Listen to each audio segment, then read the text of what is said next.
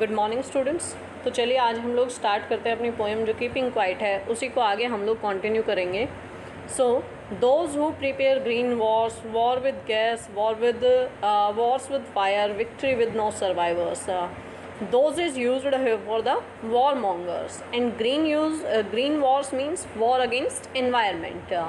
So here parallelogy of poetic devices used, and war with gas, war with fire. Fire means bomb are used, means, and victory with no survivors. Victory with no survivors means no one left behind that. The poet gives a piece of advice to the warmongers. They wage wars against the environment. They use poisonous gases in war. They use firearms, and all of them must stop the business of killing. If they kill everyone, no one will survive to see their victory. Means जो पर्यावरण के विरुद्ध युद्ध करते हैं, जो जहरीली गैसों से युद्ध करते हैं और जो अग्नि शस्त्रों से युद्ध करते हैं, वे विजय तो प्राप्त कर लेते हैं, लेकिन उस युद्ध में कोई भी जीवित नहीं बचता। Next, would put on clean clothes and walk about their brothers in the shade doing nothing. After that, they must divert their mind and put on the good and clean clothes. They should cease all harmful actions. They should go out for the walk with their brothers under the shady tree. Means क्या यहाँ पे कि वे सभी क्या करेंगे कि यदि एक मोमेंट के लिए सभी थोड़ा चुप हुए। Clean clothes is represent here the symbolize of peace, mean symbol of peace, and brothers means brotherhood of mankind. Doing nothing means introspection, कि वो सभी लोग जो है वो क्या करेंगे कि सभी के दिमाग जो है वो शायद परिवर्तित हो सकते हैं, उनकी विचारधारा परिवर्तित हो सकती है। और कवि कहता है यहाँ पे, जो पोएट हैं वो कहते हैं पैब्लो नेरुदा, कि वे सभी क्या करेंगे, शांति का रूप धारण करेंगे और एक दूसरे के साथ बिना किसी भेदभाव के भाईचारे का बिहेवियर करेंगे और आराम से वृक्षों की छाया में बिना कुछ करे शेयर करेंगे। Next, what I want should not be confused with total inactivity. Here the poet Stephen Spender urged to the readers that he should not be misunderstood. Means what I is used for the poet. Confused means misunderstood. Total inactivity here represent means death. Next, the poet says that when he is advising for silence, he should not be confused with total inactivity. Doing nothing doesn't lead to total inactivity. Total inactivity means death, and he has no association with the death. Life is what it is about. Life is what means doing of activity. It is about means we can say that इन सब का जो केंद्र है, means वो कहता है जो कुछ भी मैं आपको कह रहा हूँ उसका सब का केंद्र क्या है, जीवन है। और मैं निष्क्रियता समझने की भूल नहीं करनी चाहिए। जीवन वही है जो यह हुआ करता है और मेरा मौत के साथ कोई लेना देना नहीं है। I want no truck with death. Truck means होता है डीलिंग, कि मेरा मृत्यु से कोई संबंध नहीं है। If were not single minded about keeping our lives moving. Single minded means construction on a thing, and about keeping our lives moving, and for once could do nothing means we do only introspection.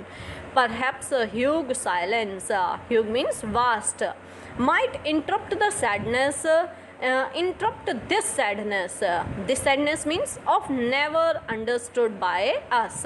That sadness of never understanding ourselves, of the threatening means fearing ourselves with death.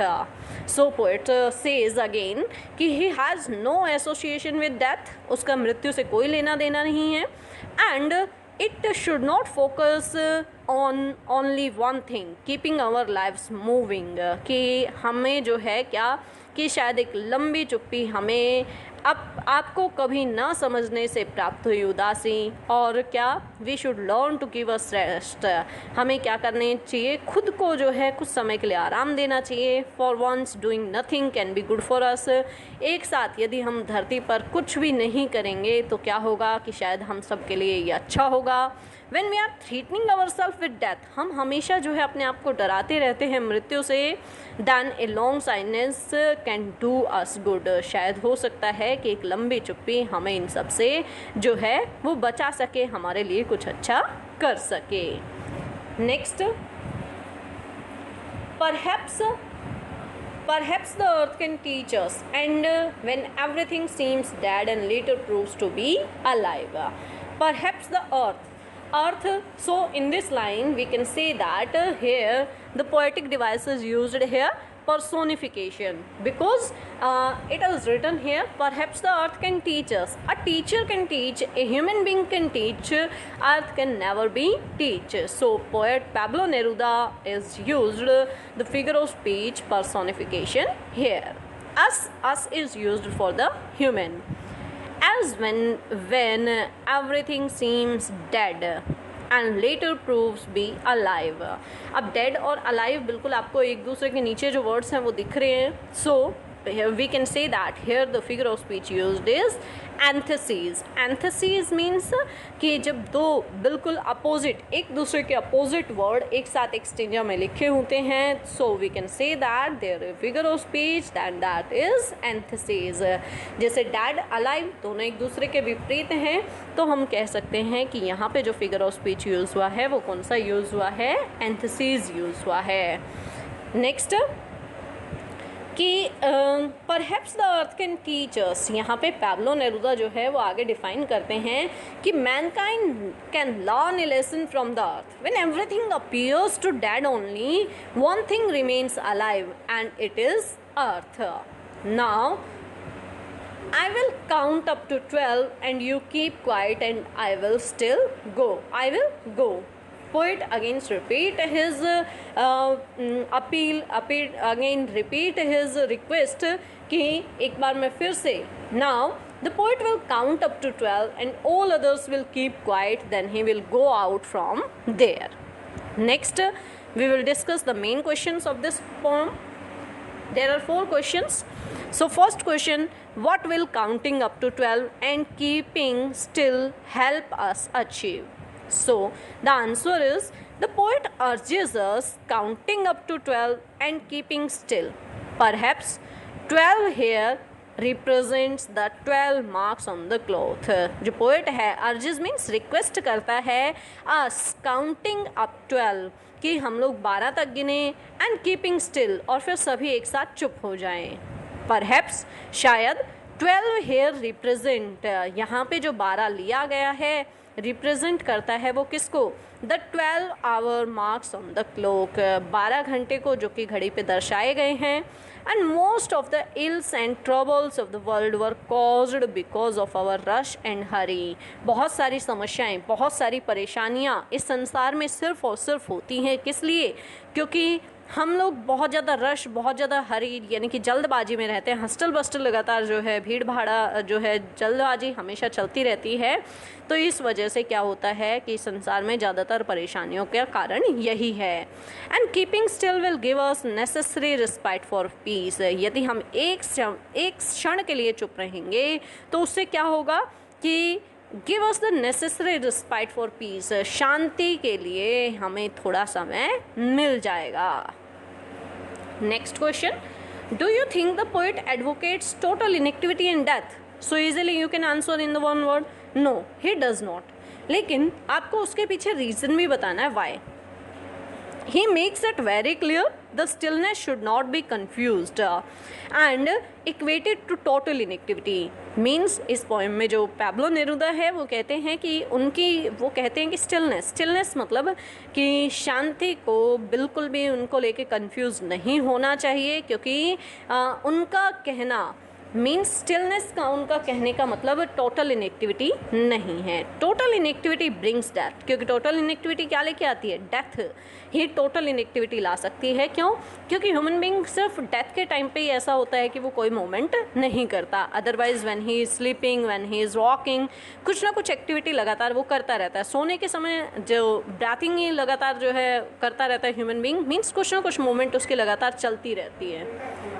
Next, but Neruda has no truck with death, लेकिन Neruda का मृत्यु के साथ कोई लेना देना नहीं है। His stillness means cessation of hostile and harmful human activities। और नेरुदा कहते हैं कि उनका डेथ के साथ कोई लेना देना नहीं है। उसकी stillness means season of hostile and harmful human activities. Pablo Neruda का सिर्फ और सिर्फ कहने का इतना अर्थ है कि सिर्फ जो हार्मफुल और ह्यूमन एक्टिविटीज़ हैं वो। Next question, what is the sadness that the poet refers to in the poem? So the man sadness is forms out of his own thinking and actions. Man की जो उदासी है वो लगातार किसकी वजह से? उसकी थिंकिंग की वजह से, उसके एक्शंस की वजह से वही क्या? सैडनेस लाती है। This is tragedy of the man, he understand so much but fails to understand himself. ये मानव के लिए बहुत ही ख़राब स्थिति है कि मानव जो है वो सब चीज़ों को समझ पाता है लेकिन अपने आप को, खुद अपने कार्यों को समझ नहीं पाता है। His rush and Hari cause troubles, उसकी जल्दबाजी, लगातार काम करने की जो उसकी आदत है वही उसके लिए परेशानियां लाती है। And man is the author of all disaster, और मानव ही इन सभी डिज़ास्टर्स का क्या है? एकमात्र केंद्र है। Due to his thinking and actions he is always threatening himself with death. अपनी थिंकिंग की वजह से, अपने कार्यों की वजह से लगातार वो अपने आप को मृत्यु से धमकाता रहता है, डराता रहता है। Next question, what symbol from nature does the poet invoke to say that there can be life under apparent stillness? तो answer is, the poet does not want us to confuse stillness with total inactivity. There can be life under apparent stillness, कि apparent stillness, थोड़े समय की stillness के बाद भी जीवन संभव है। The poet invokes the earth as a living symbol to prove his point. When everything seems dead, later proves to be alive। जैसे अर्थ हमें सिखाती है कि जब सब कुछ एकदम से ऐसा लगता है जैसे बर्फ़ वगैरह पड़ जाती है, उस टाइम पे बिल्कुल पूरी तरह से ऐसा लगता है सब कुछ खत्म हो गया है, लेकिन उसके तुरंत बाद सब कुछ जीवित नज़र आता है। The earth near attains total inactivity, nature remains at work even under apparent stillness and it keeps the earth